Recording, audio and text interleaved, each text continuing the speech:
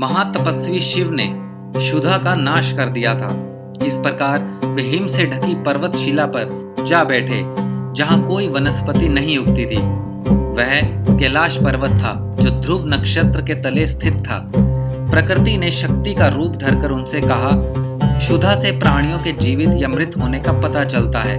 अगर आपके भीतर कोई क्षुधा नहीं रही तब तो आपको शव कहा जाना चाहिए। शिव ने कहा, एक पौधा भोजन के स्रोत की ओर उगता है, एक पशु भोजन की ओर दौड़ता है और व्यक्ति तपस्या के माध्यम से भोजन की मांग से ऊपर उठता है। यही लक्षण मानवता को सबसे अलग करते हैं। शक्ति ने कहा, एक मनुष्य दूसरे की भूख को महसूस कर सकता है और यज्ञ के माध्यम से भोजन पैदा कर सकता है ताकि दूसरे की भूख शांत कर सके। यह लक्षण भी मानवता को सबसे अलग करता है। जब यज्ञ के बिना तपस्या की जाती है, निर्जनता की कामना की जाती है, कोई संबंध नहीं पनपते और समाज का पतन होता है। इसीलिए आप विनाशक हो गए हैं। तब शिव बोले, जब तप के अभाव में यज्ञ रचाया जाता है तो हम अपनी क्षुधा शांत करने के लिए दूसरों की क्षुधा का शोषण करते हैं। इस प्रकार एक भ्रष्ट समाज की रचना होती है। शक्ति ने कहा, सही कहा आपने।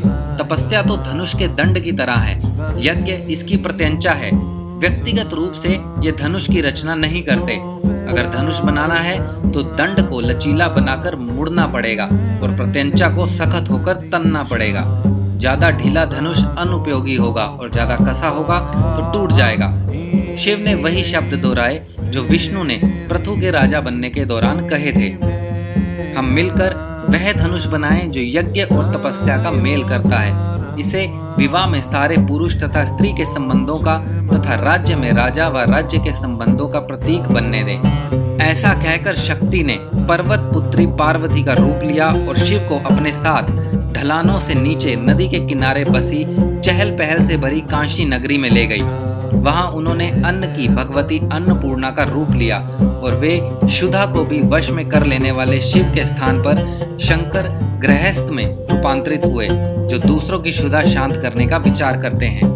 उनके इसी वार्तालाप के मध्य एक धनुष प्रकट हुआ।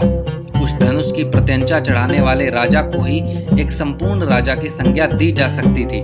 शिव ने उपनिषद के संरक्षक जनक को वह धनुष सौंप दिया।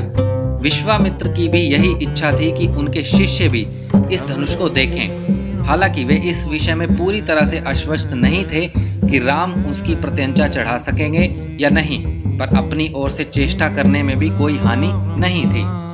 तो दोस्तों, ये थी हमारी आज की जानकारी। उम्मीद करते हैं आपको बहुत पसंद आई होगी। अगर ये वीडियो आपको पसंद आई है तो प्लीज़ इसे लाइक कीजिए, शेयर कीजिए, हमारे चैनल को सब्सक्राइब कीजिए और अपने सुझाव हमें कमेंट बॉक्स में भेजिए। धन्यवाद।